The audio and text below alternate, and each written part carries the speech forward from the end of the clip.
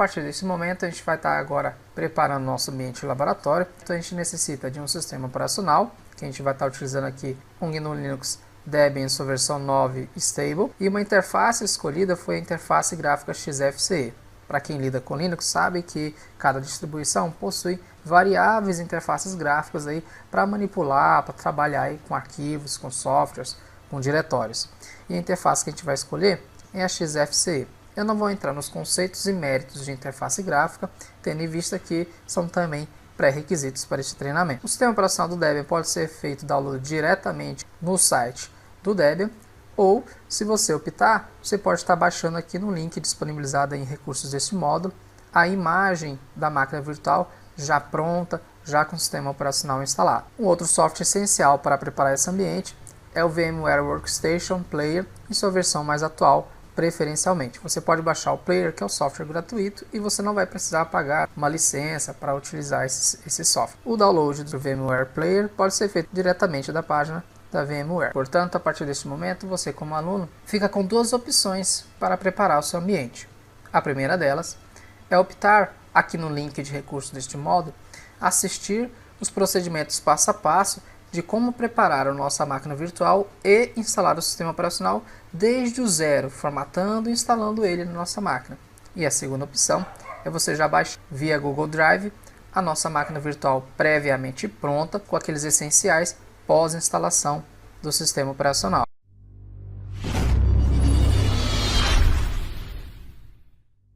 Agora a gente vai configurar o nosso ambiente de teste, nosso laboratório. Caso você queira realizar o procedimento de instalação manual, desde a configuração da máquina virtual até a instalação do sistema operacional, você pode estar clicando no link disponível aqui em recursos deste módulo, um link externo, e você vai ser direcionado a uma videoaula aí ensinando como preparar um ambiente de máquina virtual e instalar o sistema operacional. Para este curso, eu optei por fazer o método mais rápido, que é já lhe entregando a máquina virtual aí previamente pronta. Claro que ela só está instalado o sistema operacional. A gente ainda não configurou nada, não instalou nenhum pacote essencial para ela. Acesse os recursos deste módulo, há um arquivo compactado em formato zip e há também um link para download da máquina virtual. Baixe e instale o software de virtualização VMware Workstation Player, que na gravação desse vídeo está na sua versão 15. Há a versão disponível tanto para sistemas operacionais base Windows quanto para sistemas Linux. Em seguida, acesse o link disponível em recursos deste módulo e baixe aí a máquina virtual do Google Drive. Então selecione o arquivo aqui compactado, ok? E clique em fazer download. Salve em algum diretório aí no seu computador. Você provavelmente vai se deparar com essa janela aqui inicial, com essa dashboard inicial do VMware.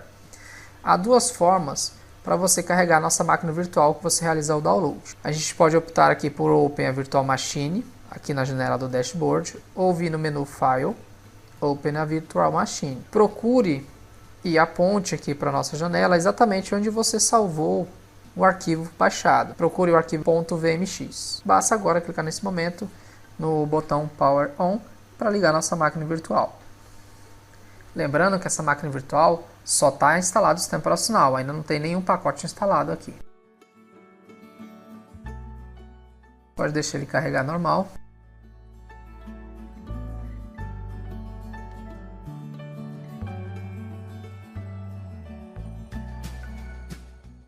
Beleza, você provavelmente se deparou com essa janela inicial aqui solicitando usuário e senha. E se você não passou pelo procedimento de instalação, acesse aí os recursos de slide desse vídeo e lá estão as credenciais para você se logar aqui na máquina virtual. No arquivo compactado zip, tem disponível o slide dessa aula com algumas instruções a mais e um diretório chamado material de apoio. Acesse esse arquivo material de apoio e tem um arquivo chamado Leia-me. No arquivo Leia-me estão algumas informações sobre a nossa máquina virtual, links para download e as informações de credenciais aqui, ó, para acessar essa máquina virtual. Então aqui usuário aluno, a senha é hashtag aluno@2019. Logo ao você carregar o sistema, ele pergunta como você deseja configurar o painel da interface XFCE. Eu vou deixar mesmo configuração padrão.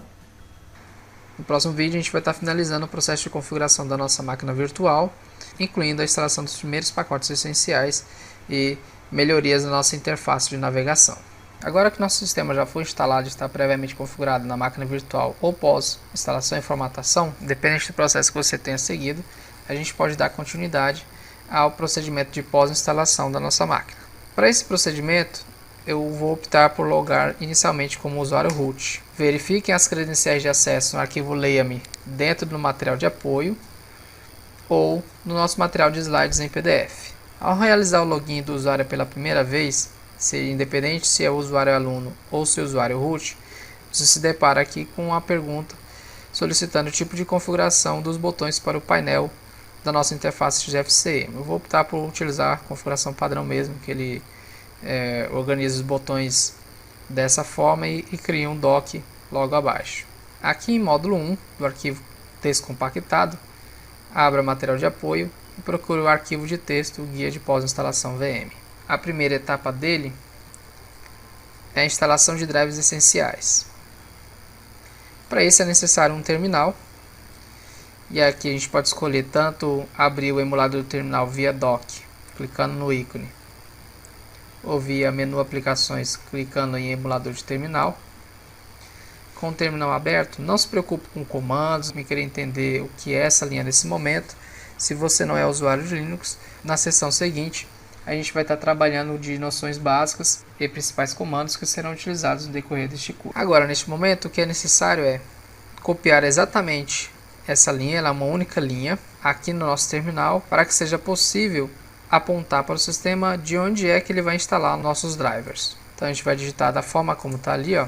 Eu vou substituir aqui de barra etc apt sources.list e entre aspas debian http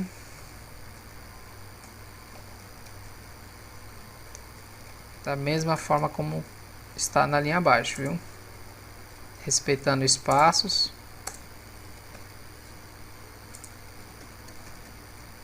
E pode dar um Enter. Com a linha atualizada, seguimos para a linha seguinte, apt-get update. Ok, ele já atualizou. Atenção na hora de digitar esse primeiro comando, ok? Ele é uma linha única inteira e a digitação errada deste comando pode resultar numa falha de atualização na hora que a gente tentar atualizar esse repositório. Por exemplo, ele falhou porque ele não identificou o endereço estava digitado errado. Sempre atente para a digitação correta.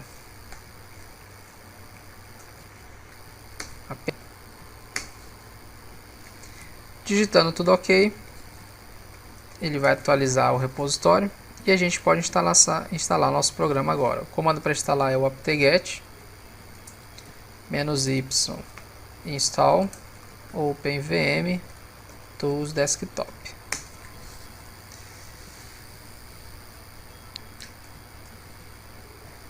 Ok, já está instalado. O que eu posso fazer agora é apenas reiniciar o meu sistema. Então o comando reboot ele restarta o meu sistema. Como eu disse agora há pouco, não se preocupe com os comandos que foram executados, o que é apt-get, o que é echo, enfim. A gente vai estar explicando isso na etapa de noções básicas de navegação no Linux.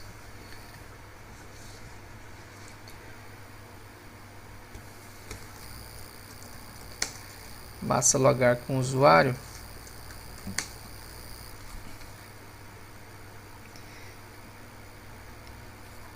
E agora já percebo que a minha tela agora já está em tela inteira, ele já ampliou o tamanho da minha janela. Eu já tenho um espaço melhor para trabalhar. A próxima etapa agora é atualizar o nosso repositório, onde encontram-se os programas que a gente necessita para serem instalados. Então basta você copiar uma linha, aqui se a gente observar, ela é uma linha inteira, tá? Como a gente já instalou os drivers, você pode copiar e colar aqui dentro. Ele já atualizou ali, ó. Copiem a linha 2.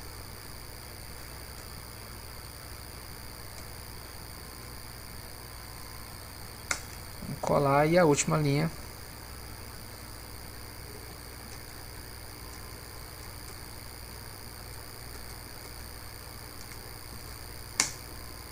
Ok. Atualizado o source.list, agora vem a etapa de atualizar o nosso sistema. Eu posso copiar e eu posso digitar aqui, não tem problema. Então, posso colar. Agora a gente consegue colar na nossa máquina externa. O comando seguinte, ele vai instalar os pacotes essenciais e pacotes de desenvolvimento que são necessários para dar continuidade ao processo de instalação de todos os softwares que a gente vai precisar, pacotes que a gente vai precisar, scripts, enfim, para a gente realizar os nossos ataques futuramente. Então, aqui é uma linha só, vocês podem selecionar ele inteiro ou digitar manualmente, não copiar, e podem colar aqui dentro do terminal. Como os drives estão instalados, fica melhor de você copiar do arquivo txt e colar aqui dentro.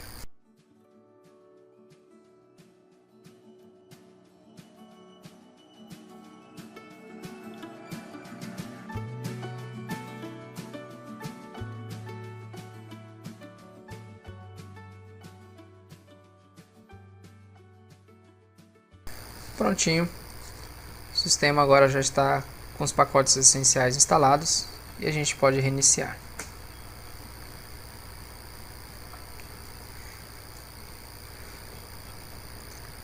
Até aqui a gente já prepara o nosso ambiente de teste com o sistema operacional previamente instalado. Independente do procedimento que você tenha escolhido, se via máquina virtual ou se instalação do sistema operacional manualmente, você vai ter que passar pela etapa de configuração pós-instalação e reprisando aqui 4 etapas. A primeira, a gente vai instalar os drivers essenciais da VM, como por exemplo um deles é facilitar copiar e colar da máquina real para a máquina virtual. A etapa 2 é continuar a atualização do nosso source.list. Na etapa 3, atualizar nosso sistema operacional e por fim instalar os pacotes essenciais para o nosso sistema, pacotes estes que serão pré-requisitos para a instalação dos nossos softwares e programas que vamos utilizar nos ataques futuros. No próximo vídeo, a gente vai para uma sessão de noções básicas de uso do sistema Linux. Vale lembrar que se você já tem noções de navegação no Linux, você já é um usuário experiente, já trabalha com Linux, você pode avançar à sessão seguinte, marcar os vídeos como concluído e partir para o próximo módulo. Espero que tenha gostado dessa aula. Obrigado e até mais. Pode ser necessário que você acesse via máquina virtual alguns dos arquivos que estão contidos em nosso material de apoio que provavelmente você tenha baixado lá na máquina real. Por exemplo, você fez o download do arquivo zip módulo 01 e você gostaria de acessar dentro da máquina virtual os arquivos contidos nesse diretório. Então é uma forma de você compartilhar diretamente pastas da sua máquina real com a sua máquina virtual utilizando o recurso do próprio software de virtualização. Uma outra forma que você pode acessar os seus arquivos é colocando esses arquivos em um pendrive e plugando eles aqui na máquina virtual no menu Virtual Machine, dispositivos removíveis e identificando o seu pendrive numa das opções abaixo. Por fim, selecione o seu dispositivo e clique em Connect. Ele vai ser carregado aqui como se fosse um pendrive, como se fosse um HD externo, um dispositivo removível aqui em nosso sistema. Mas a forma que eu mais recomendo é você criar um diretório na sua máquina real e compartilhá-lo aqui com a nossa máquina virtual. E como eu faço isso? Bastante simples. Eu venho aqui em Virtual Machine Settings, ou seja, configurações da nossa máquina virtual. Em seguida, clique em Options e selecione a opção Shared Folders, pastas compartilhadas. Eu vou deixar aqui Always Enabled, então vou deixar sempre habilitado e vou clicar aqui em Adicionar. Em seguida, vou colocar o nome, por exemplo, de curso. Sei lá, você criou um diretório e deu um nome para esse diretório, então é o nome que você vai colocar aqui. Aqui é o diretório lá na nossa máquina real, então clique em Browse e procure onde está o diretório que você deseja compartilhar. No caso, eu já achei o meu diretório, eu quero compartilhar o diretório chamado Aulas. Então eu vou clicar em Abrir. O nome do diretório para mim é Curso. Eu vou clicar em OK aqui em Atributos. Se você marcar Read Only, então você só vai poder ler os arquivos dele, você nunca vai poder alterar. Então, dependendo da necessidade de compartilhar, você pode marcar essa opção ou não. Eu vou deixar só Enabled, então, OK. Em seguida, Save, para salvar. E aí agora é possível acessar da minha máquina virtual os meus diretórios. Aqui em módulo 01, no diretório módulo 01, procure material de apoio, Shared Folders. Se você estiver executando em Windows, provavelmente irá abrir uma janela para você escolher qual editor que você deseja abrir esse arquivo, porque provavelmente ele não vai identificar a extensão. Você pode abrir esse arquivo com seu editor de texto bloco de notas no Windows.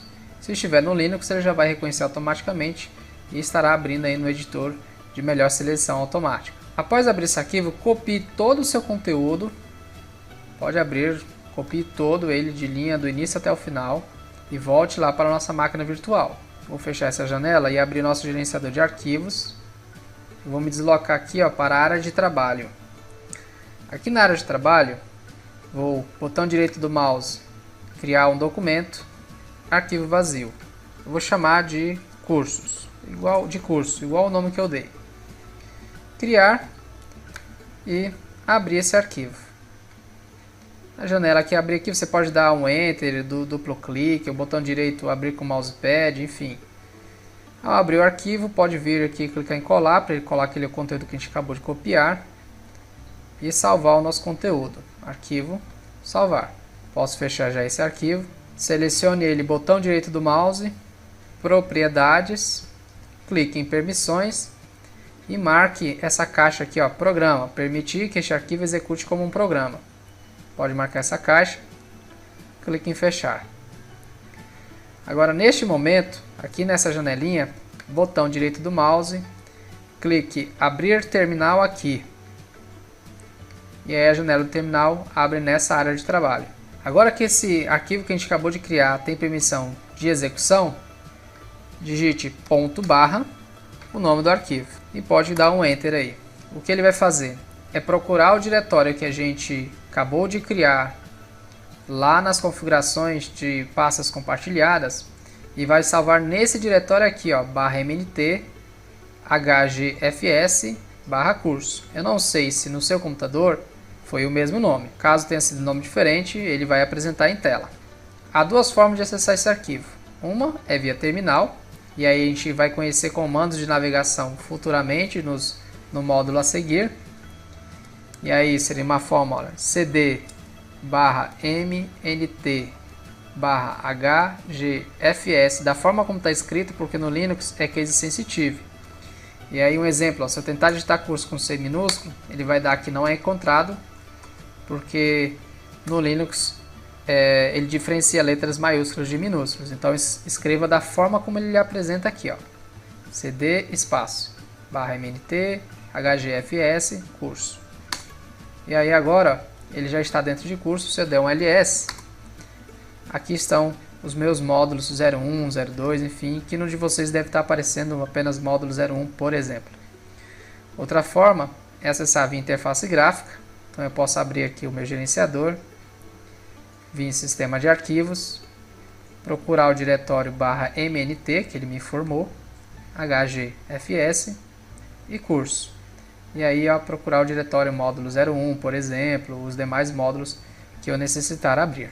Então é uma forma de você acessar diretórios estando do lado de fora aí da sua máquina real. Então, na máquina virtual, para acessar diretórios compartilhados, eu posso usar essa forma, que é bastante prática. Eu recomendo melhor do que você utilizar pendrives. E qual é o risco de se utilizar pendrives estando em uma máquina virtual? Algumas vezes, dependendo da forma como você desmonta ou monta esse pendrive na sua máquina virtual ou mesmo na sua máquina real, pode ser que você bloqueie esse pendrive contra gravações. E aí, se isso ocorrer, somente formatando para você conseguir novamente utilizar aquele equipamento.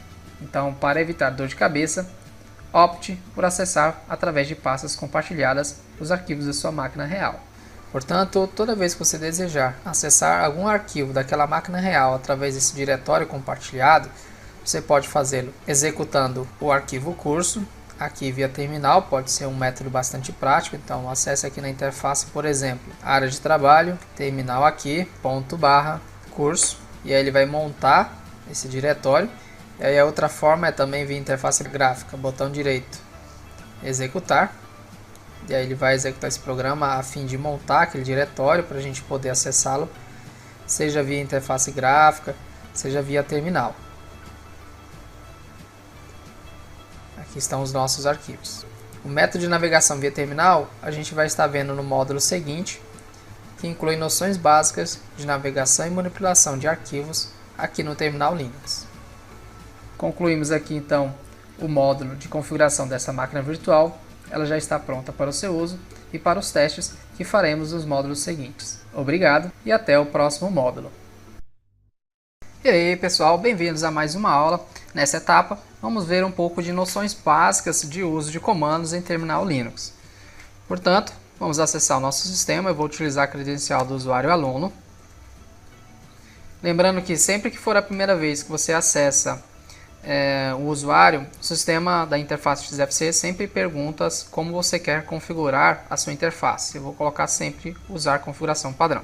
A navegação no sistema operacional Linux ela é bastante prática, semelhante a vários outros sistemas operacionais como Windows e Mac. Eu vou acessar, por exemplo, aqui o que a gente chama de gerenciador de arquivos, que para aqueles usuários que vêm de plataformas Windows, ele é semelhante ao Windows Explorer, onde eu posso navegar entre pastas via interface gráfica, clicando, navegando, voltando, bem como também criar nova pasta, excluir essa pasta, enfim. O nosso foco é exatamente te ensinar, através dos principais comandos que estaremos necessitando, navegar, fazer essas mesmas atividades, só que através de linha de comando. Para acessar o terminal, a gente pode usar duas formas. Uma é clicando no ícone do terminal, aqui no dock, parte inferior da nossa janela, ou no menu aplicações, emulador de terminal.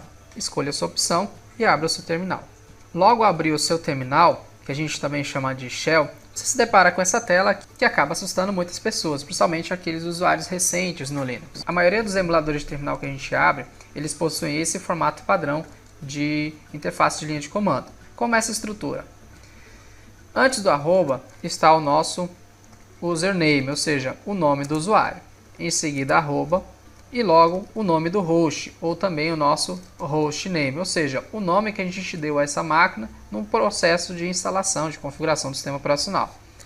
Em seguida, dois pontos, e aí vem o diretório, ou seja, a pasta que a gente está no momento, nesse momento que eu acabei de entrar no terminal. Em que pasta eu estou? Eu estou na pasta til. Não se preocupe, que esse til ele nada mais é do que um apelido para um diretório maior.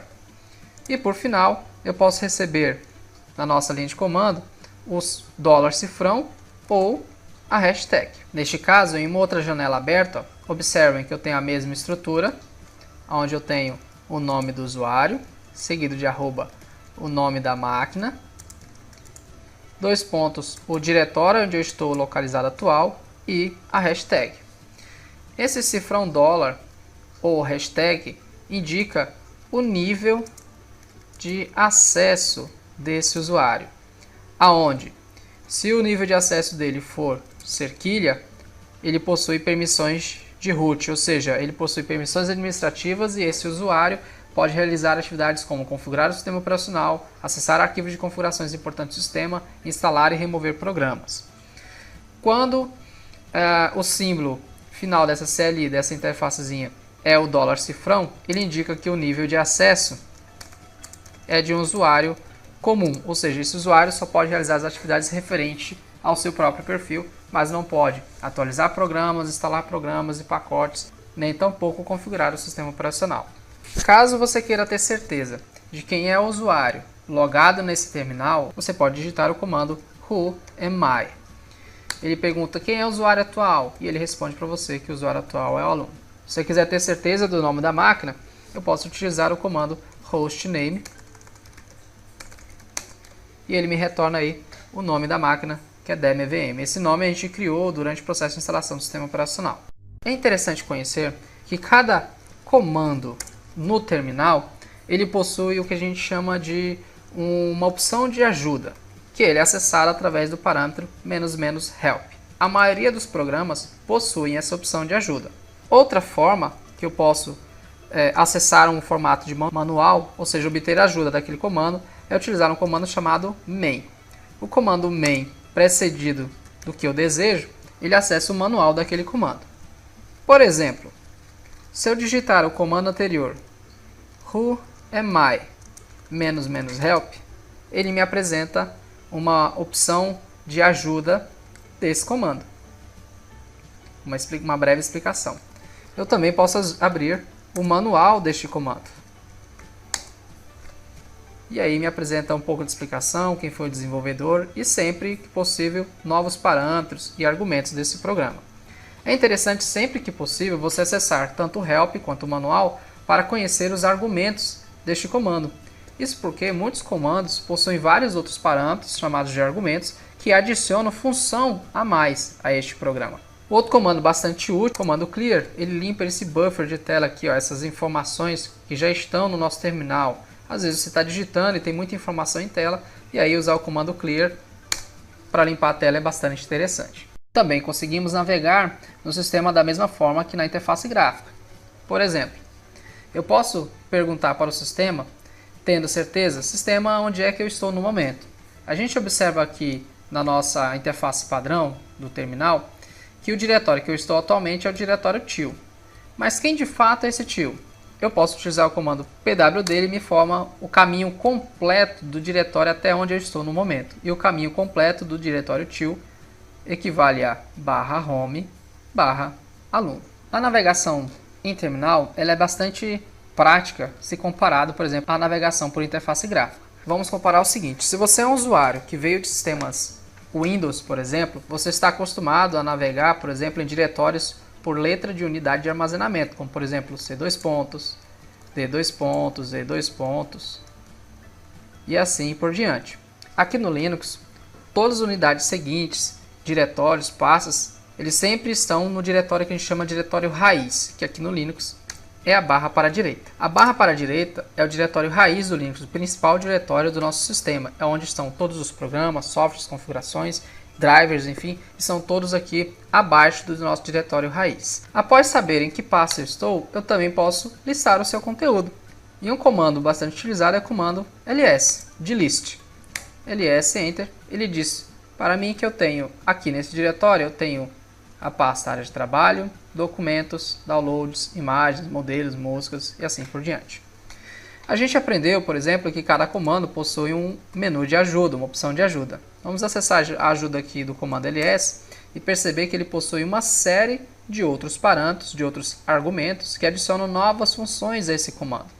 É interessante sempre você verificar que parâmetros eu posso utilizar com o comando que eu estou trabalhando. Eu posso fazer uma opção listagem de modo detalhado, que é o ls -l.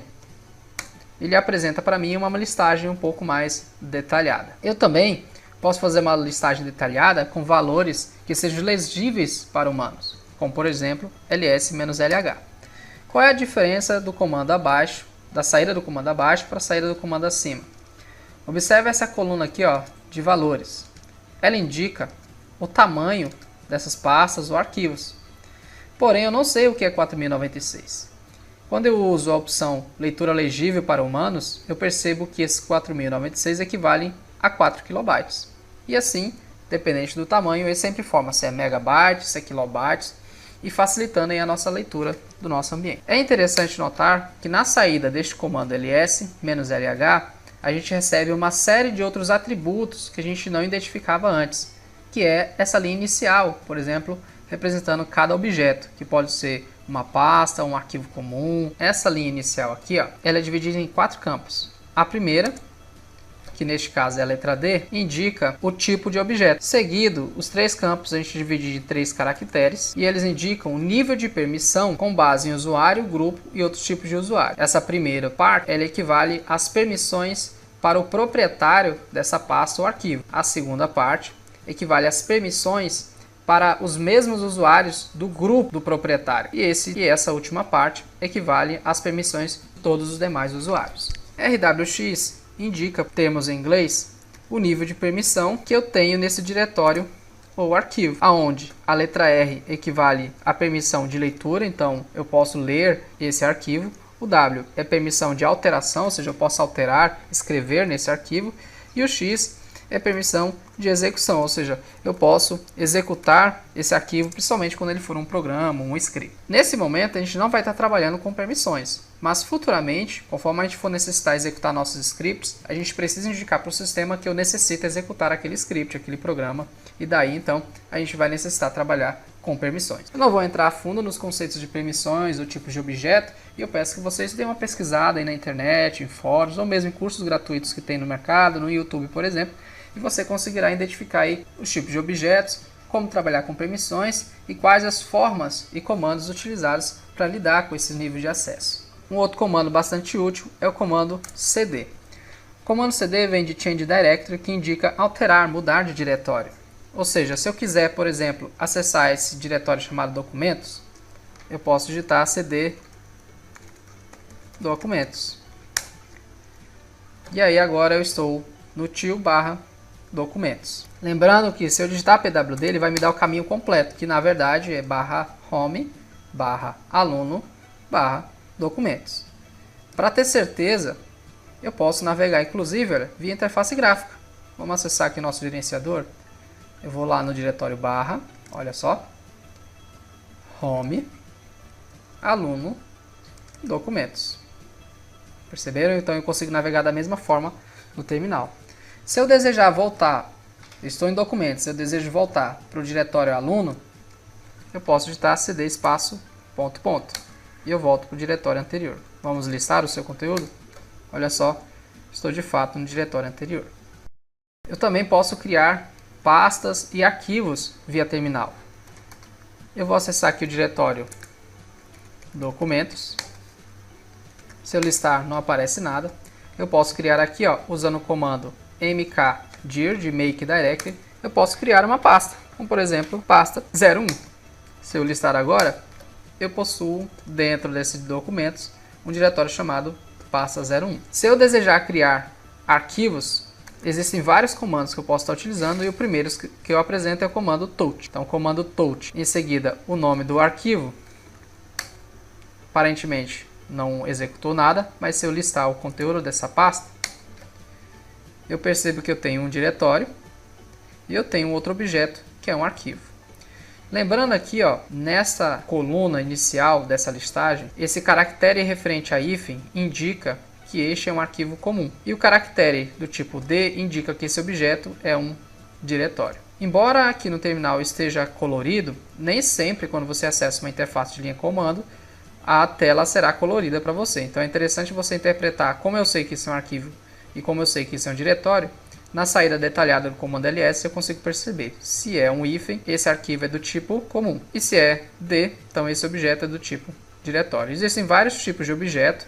Objetos do tipo bloco, caractere especial, links e atalhos, mas a gente vai estar vendo isso aos poucos no decorrer desse treinamento. Então, com o comando touch, eu acabei de criar o arquivo 01. Com o comando mkdir, eu acabei de criar a pasta 01.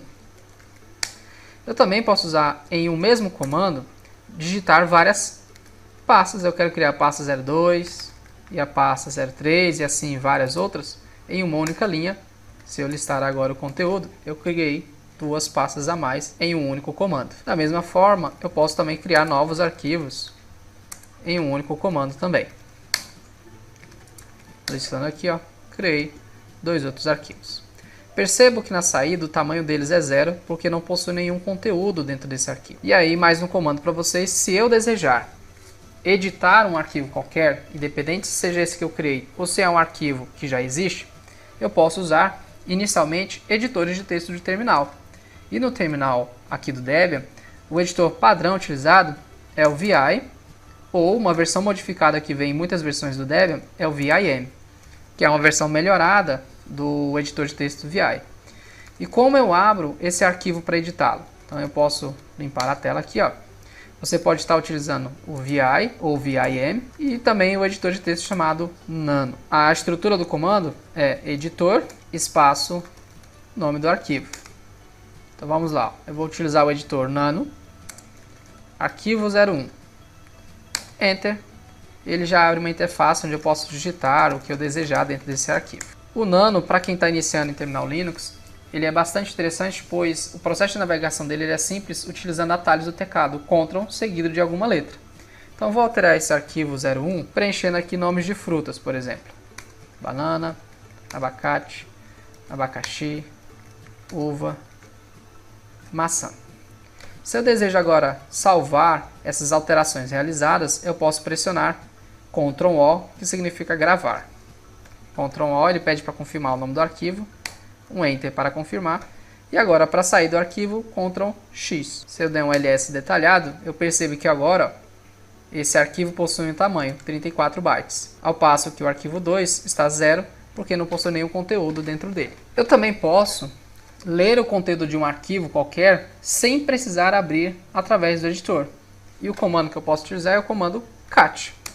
O comando cat, ele lê conteúdos de arquivos. Então, cat arquivo 01, ele me exibe na própria interface do terminal o conteúdo dentro daquele arquivo. Percebo que eu não precisei abrir com o editor para ler o conteúdo interno deste arquivo. O interessante do cat é que ele possui um comando concorrente que me permite ler um arquivo de baixo para cima. O cat, ele lê o arquivo da primeira linha até o final.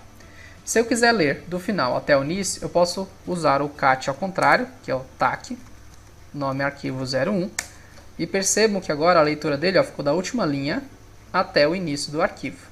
Listando agora nosso conteúdo, nós temos 2 arquivos criados e 3 pastas. E voltando aos comandos que a gente digitou anteriormente, vamos criar um novo diretório. Imagine o seguinte, que eu queira criar um diretório dentro de outro, sendo que ele ainda não existe. Vamos lá, eu desejo criar dentro de pasta 04 o diretório chamado aula 01. Porém, pasta 04 ainda não existe. Eu posso e consigo criar com o mkdir subdiretórios, mesmo que o principal dele não esteja criado. Porém, se eu tentar criar da forma padrão, ele apresenta uma mensagem de erro dizendo que o arquivo ou diretório, que é no caso pasta 04, não existe. Neste caso, se eu desejo criar, por exemplo, essa aula 01 dentro de pasta 04, eu posso acessar aqui mkdir --help e possui um parâmetro chamado "-p". Esse "-p", ele cria subdiretórios em diretórios normais quando esses não existem. Por exemplo, eu quero criar pasta 04 e o subdiretório aula 01. Eu vou usar aqui a opção "-p" e percebo que ele não deu nenhuma mensagem de erro. Se eu listar agora o nosso conteúdo, pasta 04 está aqui. Se eu listar o conteúdo de pasta 04, ele vai me dizer que lá dentro tem um diretório chamado aula 01. Se eu desejo remover um diretório, eu posso utilizar o comando rmdir. Eu desejo remover, por exemplo, o diretório pasta 03. Então, rmdir pasta 03 e o diretório é removido. Porém, o remove directory, comando rmdir, ele só remove diretórios que estão vazios. Por exemplo, dentro de pasta 04, ele já possui uma outra pasta. Se eu tentar remover esse diretório, pasta 04, percebo que ele vai dar uma mensagem de erro informando que o diretório não está vazio. E para essa situação, eu posso utilizar um outro comando, que é o comando rm de remove. O comando rm ele é bastante utilizado para remover arquivos e pastas, muito mais do que o rmdir. Até porque é muito difícil eu criar um diretório se eu não for utilizá-lo. Então, quase sempre a gente acaba utilizando o comando rm. Neste caso, se eu desejar, por exemplo, excluir o arquivo 02, basta digitar rm e o nome do arquivo 02. Aparentemente não aconteceu nada. Se eu listar o nosso conteúdo, o arquivo 02 não aparece mais. O comando rm também pode ser utilizado para remover diretórios. Então vamos tentar remover aqui, pasta 04. Só que pasta 04 ele apresenta uma mensagem de erro informando que isso é um diretório. Se eu acessar agora o help desse comando, eu consigo observar que ele possui um parâmetro chamado "-r", de recursivo, que me permite remover diretórios e todos os seus conteúdos. Então, novamente, se eu quiser remover um diretório, eu preciso digitar rm, seguido do parâmetro r e o nome do diretório que eu desejo apagar. Aparentemente não deu nenhum erro, vamos listar. O diretório pasta 04 não existe mais. A gente consegue manipular diretórios e arquivos também através de operadores que facilitam a criação desses diretórios. Por exemplo, percebo que quando eu criei o diretório pasta01 e pasta02, eles possuem um padrão que é o nome pasta, seguindo de outro padrão que é numérico e é sequencial. Então, aliado aos comandos que eu utilizei, como por exemplo mkdir ou o comando touch para criar arquivos, eu posso utilizar um padrão, como por exemplo pasta, e chaves para determinar o intervalo. Então, se eu quiser, por exemplo, criar pasta de 03 até 06, eu uso dentro de chaves número seguido de ponto ponto até o final. Se eu listar agora, percebam que 03, 04, 05 e 06 foram criados normalmente. A mesma função eu posso utilizar também com o comando touch na hora de criar os meus arquivos. Então, se eu quiser criar agora o arquivo do 02 até o 04, consigo também criar esses outros três.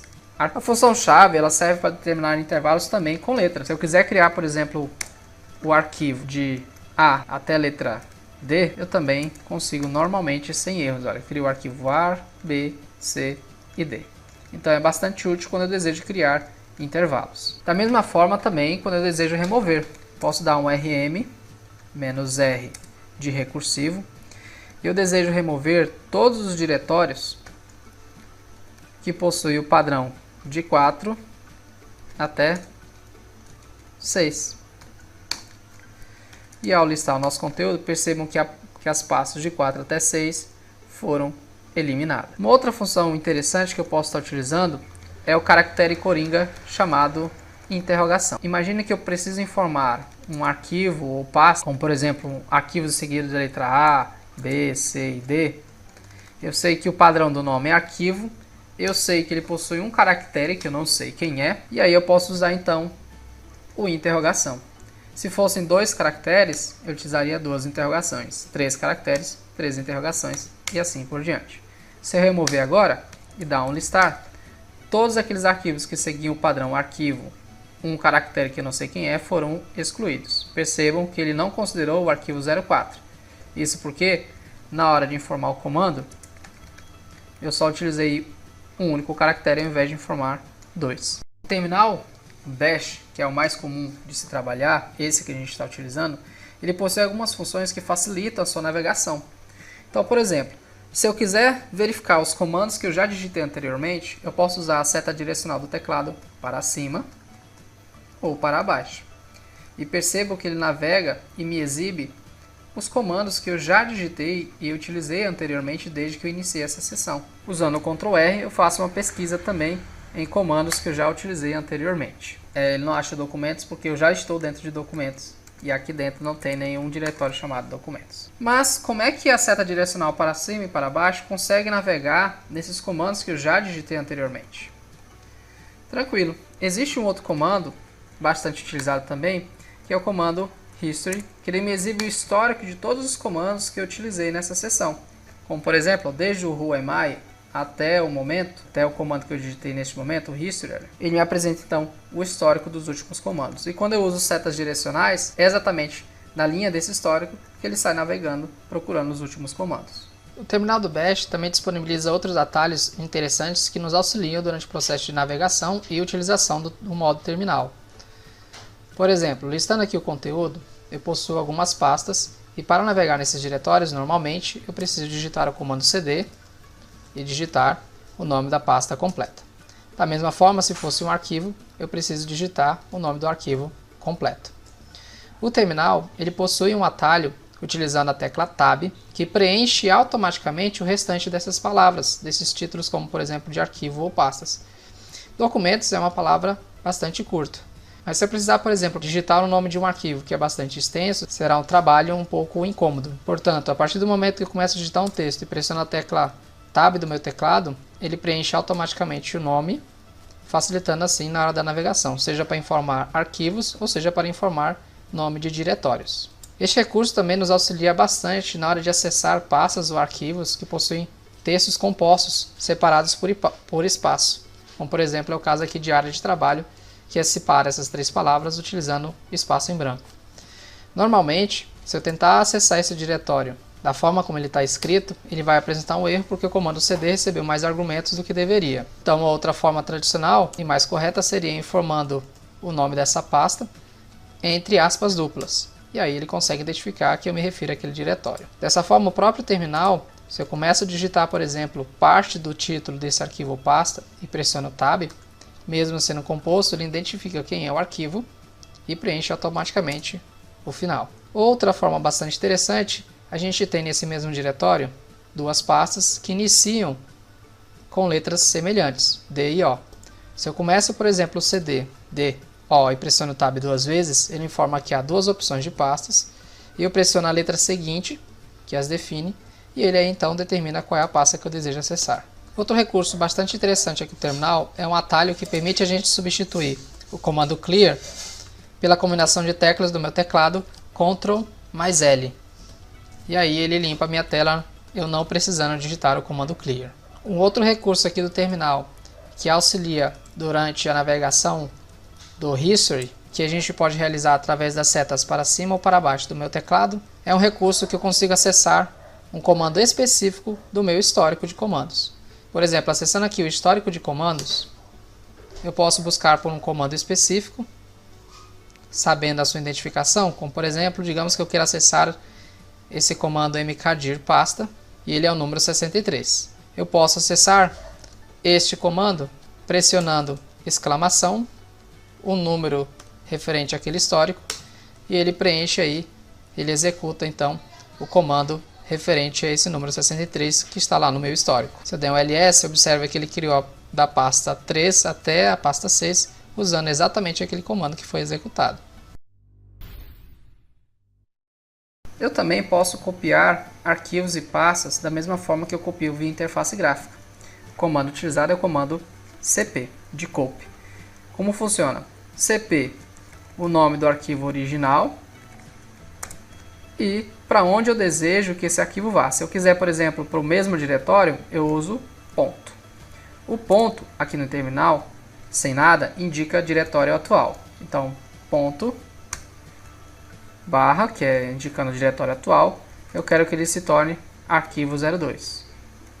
Arquivo 02 já existe, então vou colocar arquivo 05, ponto .txt. A extensão aqui no terminal, em sistemas Linux, ela não é obrigatória, mas por convenção e boas práticas é sempre interessante você indicar uma extensão para facilitar, por exemplo, a portabilidade desse arquivo. Imagine que eu vá abrir esse arquivo em outro sistema operacional e esse sistema operacional precisa identificar que software ele vai utilizar para abrir esse arquivo. Então é sempre interessante você indicar a extensão para facilitar essa portabilidade. Se eu der agora um ls, perceba que eu tenho um arquivo 01 de 34 bytes e eu tenho um arquivo 05 txt também de 34 bytes. Eu vou limpar a tela aqui e listar, usando o comando cat, o conteúdo de arquivo 01 e conferir se o arquivo 05 possui o mesmo conteúdo. Percebam que é o mesmo conteúdo, então ele criou uma cópia. Sempre funciona assim, comando, origem e destino. O destino pode ter o mesmo nome ou um novo nome. A título de exemplo, se eu quiser copiar arquivo 05txt para dentro de pasta 03, sem alterar o nome, então eu vou usar cp arquivo 05.txt para dentro de pasta 03.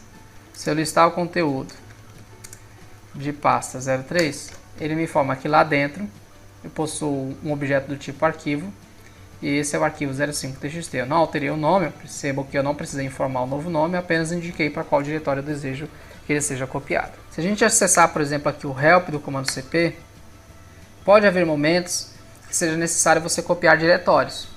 Se você for copiar diretórios, eu posso usar aqui, por exemplo, copiar recursivamente o argumento "-r", e ele vai me permitir copiar um diretório. Por exemplo, se eu tentar copiar pasta 01 para dentro de pasta 02, ele me dá um erro, porque o parâmetro "-r" não foi especificado. Então, voltando ao comando aqui, se eu indicar agora "-r", aparentemente não deu nenhum erro. Se eu listar o conteúdo de pasta 02, ele me informa que lá dentro tem uma outra pasta chamada pasta 01, ou seja, a cópia daquela anterior. Então é sempre importante, como vocês observaram, eu estou acessando o help de cada comando para eu identificar novos argumentos, novos parâmetros. Eu também posso mover um arquivo de um local para outro, ou seja, recortá-lo. E o comando para isso é o comando mv de move. O comando mv ele possui dupla funcionalidade. A primeira dessas funcionalidades é mover um arquivo de um local para outro. Então, origem e destino. Por exemplo, eu desejo remover arquivo 02 e 03 para dentro de pasta 02. Então, mover arquivo do 02 até o... vou colocar até o 04. E eu quero que eles sejam removidos, arrastados para dentro de pasta 02. Aparentemente não deu nenhum erro. E se eu listar o conteúdo do diretório atual, percebo que ele não possui mais arquivos 02, 03 e 04. E se a gente apontar para a pasta 02, lá está os arquivos que a gente moveu. A outra funcionalidade do comando mv é exatamente renomear um arquivo. Por exemplo, eu quero renomear arquivo 01 e adicionar uma extensão a ele. Vou manter o nome, porém eu vou adicionar uma extensão. Estou renomeando ele. Então, origem, que é o arquivo 01, e eu pretendo manter o mesmo nome, porém com a extensão txt. Toda vez que você usar o mv e apontar o arquivo ou diretório para o mesmo local onde você se encontra, então o que ele vai fazer é renomear esse arquivo ou pasta. Se eu listar agora, percebo que a única mudança do comando anterior é que o arquivo 01 possui agora uma extensão chamada txt.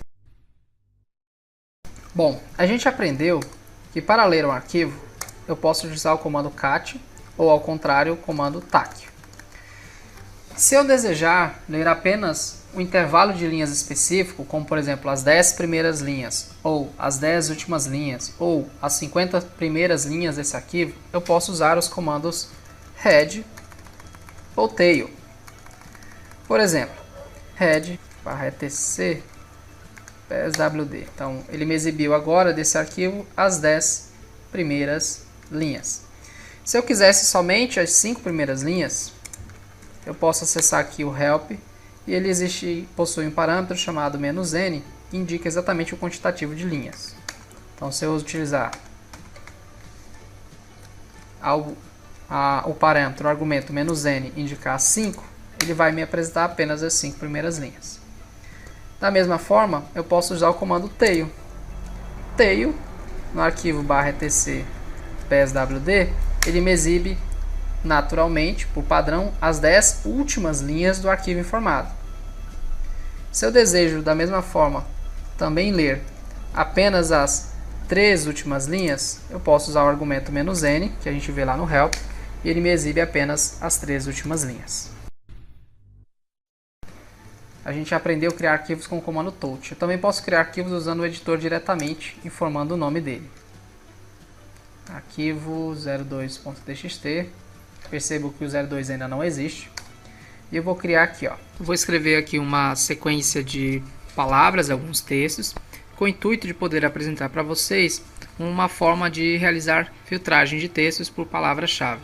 Você pode pausar o vídeo e escrever a sua própria sequência de textos ou copiar os mesmos textos a fim de seguir o mesmo exemplo.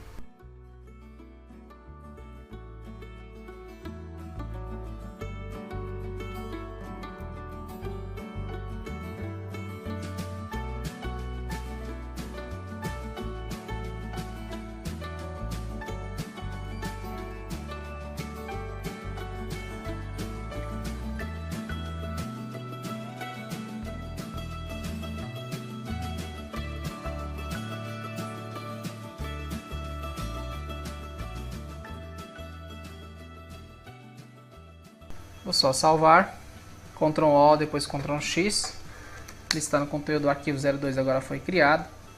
Eu posso dar um cat nesse arquivo 02. E ele me exibe todo o conteúdo que a gente digitou lá dentro. E eu vou apresentar para vocês agora um comando de filtro. Imagine que eu possuo um arquivo de 1000 linhas. E eu desejo ler exibir apenas aquelas linhas que possuem um padrão. Então eu posso usar o comando cat, digitado anteriormente, pipe um redirecionador de saída de comandos, utilizar o comando grep, que é uma espécie de filtro, na palavra que eu desejo utilizar como filtro. Então, por exemplo, eu quero que todas as linhas que possuir palavra apareçam para mim. Apenas 2 linhas possuem o texto palavra e foram exibidos no filtro. Se eu quiser utilizar e filtrar a palavra fruta, 2 outras linhas apareceram onde a palavra fruta surge. Editar novamente esse arquivo para a gente fazer uma pequena alteração. A banana é uma fruta.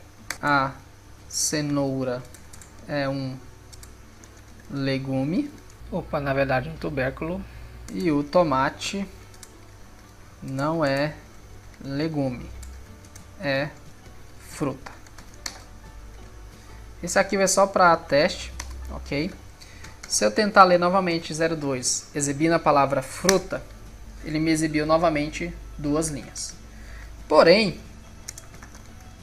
se a gente observar mais a fundo, eu tenho outras linhas com a palavra fruta. Porém, ela está escrita de forma diferente. Olha, frutas minúscula, fruta maiúscula, fruta com F maiúsculo, o restante minúsculo. No Linux, independente se você está no terminal ou se você está via interface gráfica, ele é sensível a tamanho, é o chamado case sensitive. Ou seja, ele é sensível a tamanhos. Ao passo que fruta não é igual a fruta, nem tampouco igual a fruta, escrita de formas diferentes. Uma só em caixa baixa, uma só em caixa alta e a outra com a primeira letra em maiúsculo, o restante em minúsculo. Então, sempre será diferente porque ele é sensível a tamanho. Por exemplo, ls minúsculo é o comando para listar. Se eu tentar digitar ls maiúsculo, ele vai me apresentar um erro informando que ls escrito maiúsculo não existe e o comando não foi encontrado. Então, sempre cuidado na hora de você digitar um comando, um caminho, por exemplo, para algum arquivo passa, porque da forma que você escrever, o shell, o interpretador, ele pode interpretar de uma forma errônea, pois você pode ter digitado aí o comando ou o caminho de forma errada, exatamente pelo tamanho de uma letra, se maiúscula ou minúscula.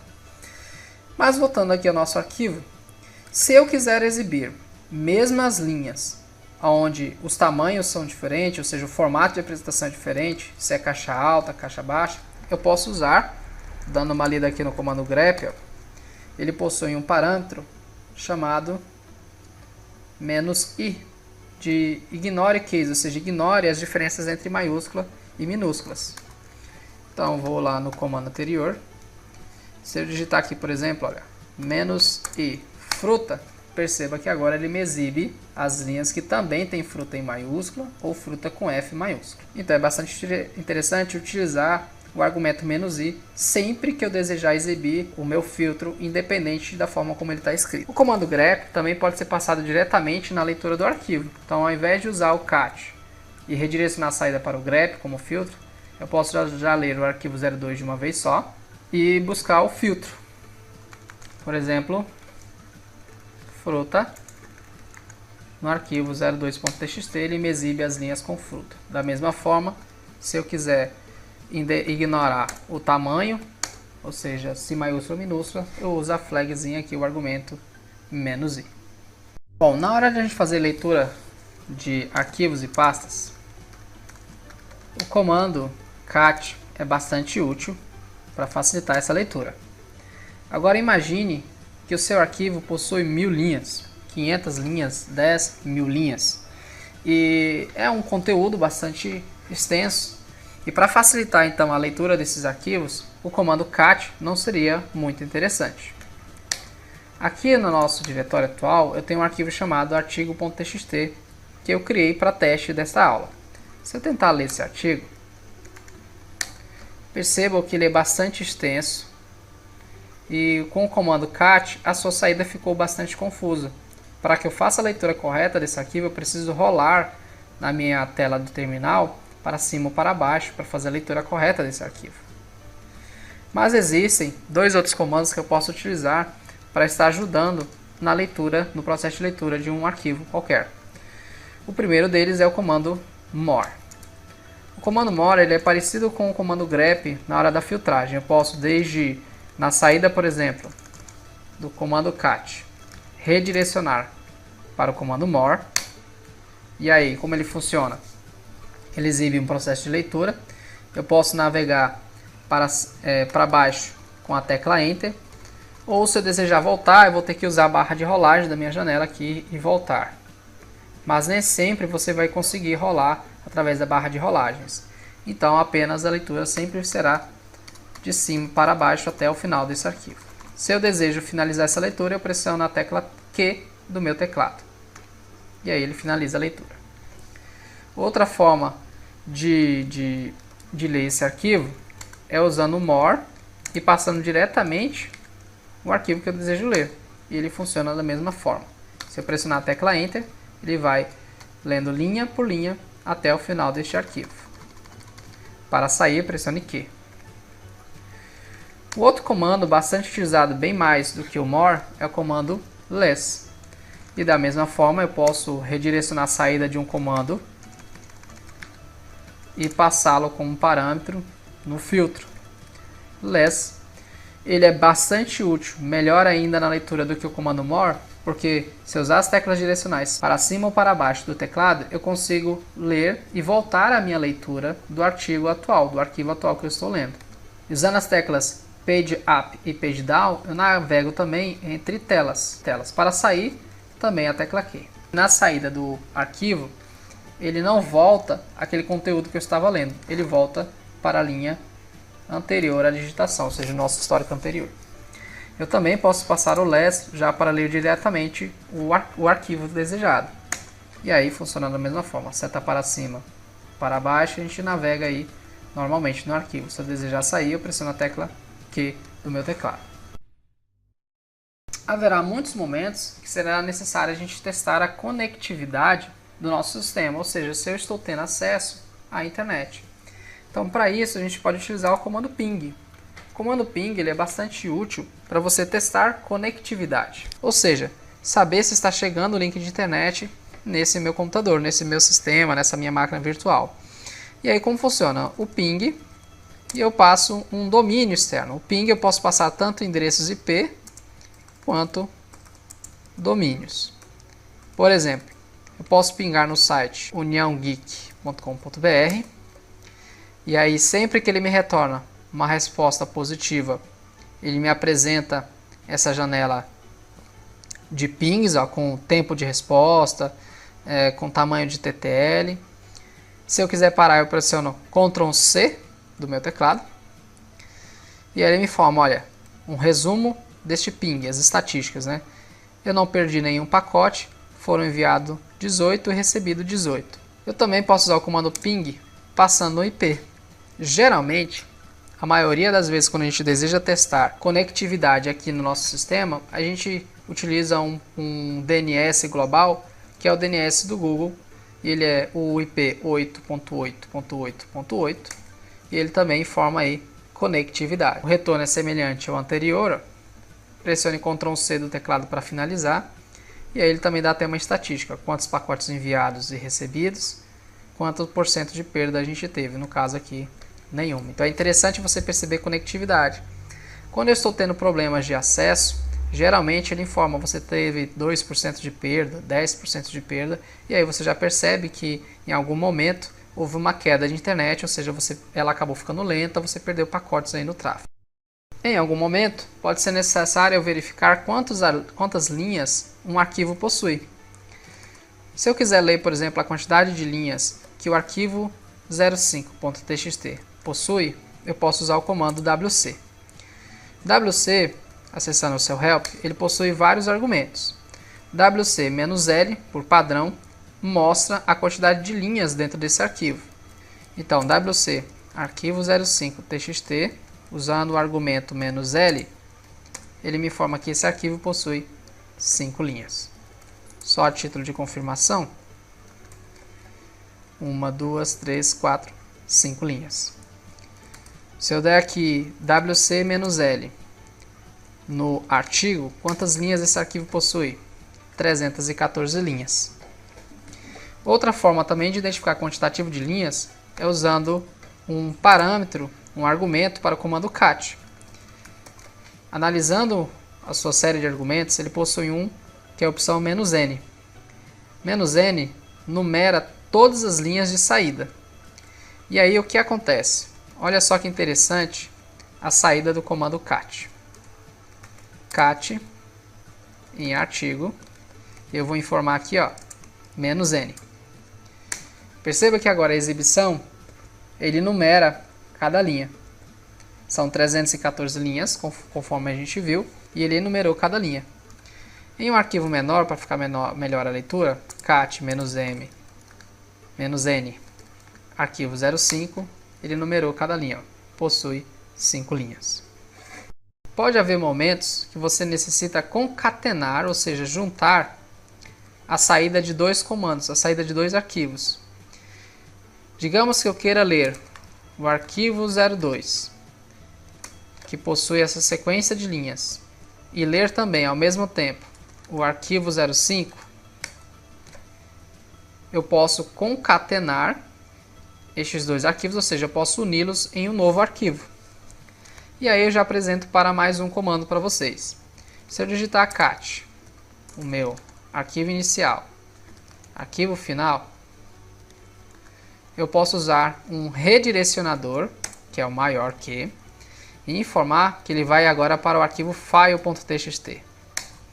Aparentemente não aconteceu nada, mas se a gente der um cat no file.txt, perceba que ele tem o conteúdo que havia em arquivo 02 e ele também possui o conteúdo que havia em arquivo 05.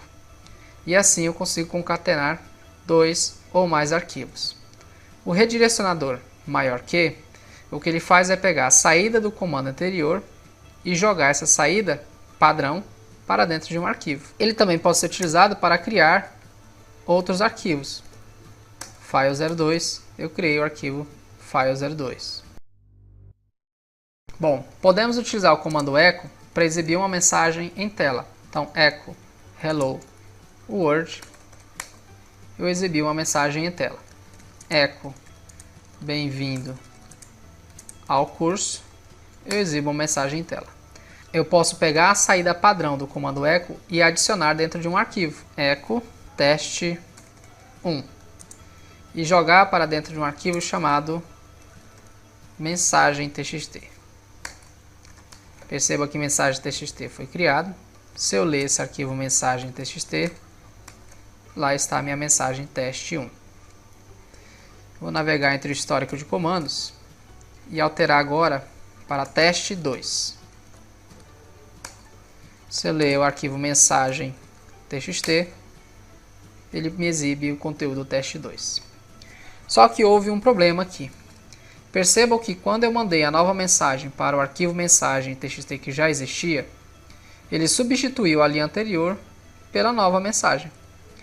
Se você deseja manter sempre o conteúdo do arquivo existente e adicionar novas linhas, eu posso usar o redirecionador maior. O maior, o que ele faz? Ele verifica o conteúdo do arquivo e adiciona ao final da linha a nova mensagem ou a nova saída. Por exemplo, teste 3. Eu dar uma lida aqui em mensagem, ele manteve a linha anterior e adicionou a nova.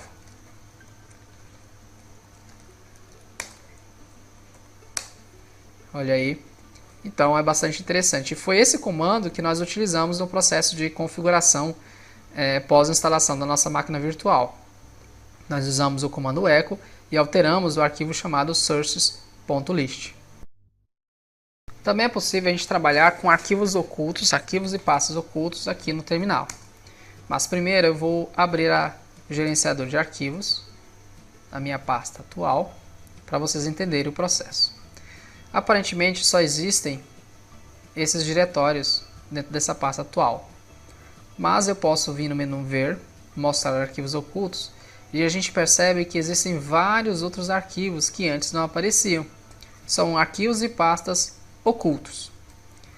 Se você observar, há um padrão nestes. No Linux, para que seja necessário você ocultar um arquivo ou pasta, tudo o que você precisa é adicionar um ponto na frente desse arquivo. Por exemplo, eu vou ocultar novamente aqui os arquivos. Se eu quiser ocultar a pasta música, eu posso renomeá-la e adicionar um ponto na frente. E esse diretório, ele não irá aparecer mais. Percebam que a pasta músicas sumiu da nossa listagem.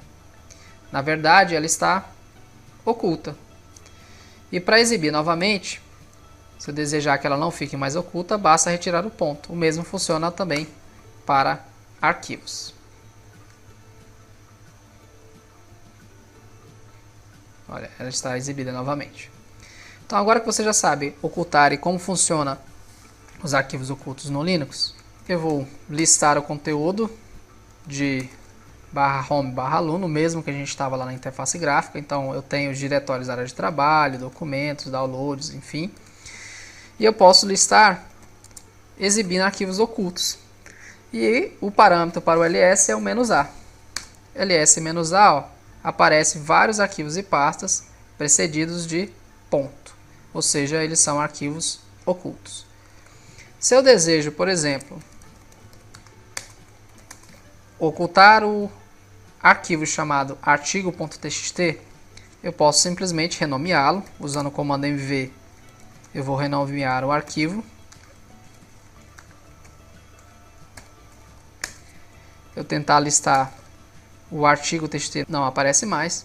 E se eu usar a flagzinha, o parâmetro "-a", agora o artigo TXT aparece. Se eu quiser fazer com que ele não esteja mais oculto, basta eu renomear o artigo TXT para o seu formato antigo, excluindo o ponto do início. E aí na listagem normal ele aparece como arquivo não oculto. Se você desejar alterar a senha do usuário atual, utilize o comando pswd.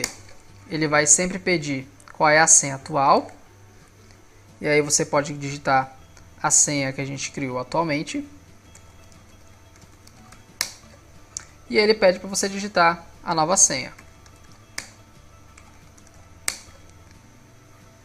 Sempre que a senha for curta demais ou não seguir os padrões de segurança, ele lhe exibe um feedback informando: olha, a senha precisa ser mais longa.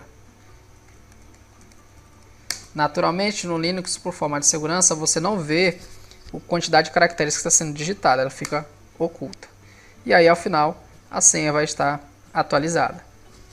Bom, perceba que a gente está logado como usuário padrão aluno, e em dados momentos, como por exemplo, aqueles em que a gente necessita configurar ou executar comandos que necessitam de permissão administrativa, a gente precisa trocar de usuário. E o comando para a troca de usuário é o comando su. Su, o nome do usuário, enter, digite a senha daquele usuário,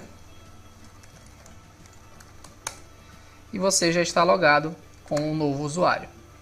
Se eu desejar voltar para a seção anterior, sair dessa, basta digitar exit. O comando su, quando você não informa usuário nenhum, ele pressupõe que o usuário padrão seja o root. Então su, sem ninguém, sem nenhum usuário digitado, ele já carrega como sendo usuário root. Também, em alguns momentos, pode ser necessário logar usando as preferências de navegação daquele usuário, bem como áreas de personalização, variáveis de ambiente, e dessa forma eu posso utilizar o parâmetro hífen. Su espaço hífen, ele carrega então as variáveis de ambiente e as personalizações próprias daquele perfil de usuário. Então vou digitar a senha aqui. Perceba que agora ele não logou, ele não acessou mais no diretório que eu estava anteriormente. Ele carregou no próprio diretório do usuário. Eu estou em root, que é o diretório do próprio usuário, e não no diretório do usuário anterior. Vou sair da seção atual. Se eu desejar desligar o meu computador, eu posso utilizar o comando shutdown. Porém, shutdown é um comando que exige permissões administrativas. E para isso, então, eu vou acessar como usuário root. E aí, a partir desse momento, eu posso usar o comando shutdown. Para conhecer mais informações do shutdown, eu posso acessar o help dele e ele me informa, olha, desligar a máquina -H. Se eu desejar, por exemplo, reiniciar -R. E aí ele tem, olha, -Hzão, -Hzinho, eu posso utilizar todos os dois. Então, por exemplo, shutdown -H, ele desliga o computador. Shutdown -R, ele reinicia o computador. Outro comando que eu posso utilizar diretamente para reiniciar a minha máquina, estando ainda como usuário administrativo, no caso root, é o comando reboot, que a gente já utilizou no processo de pós-instalação da nossa máquina virtual. Agora que a gente está como usuário root, existem outros comandos que podemos estar executando. Em algum momento a gente pode necessitar instalar um programa. E para instalar o programa, o comando que a gente utiliza é o apt-get install e o nome do programa. Por exemplo, eu posso instalar um programa qualquer chamado programa. E aí o que ele vai fazer? Ele vai buscar naquele catálogo de programas que a gente já atualizou se existe algum software chamado programa. Sempre que eu desejar remover algum programa, o comando que eu posso usar é o remove. Então remove, nome do programa.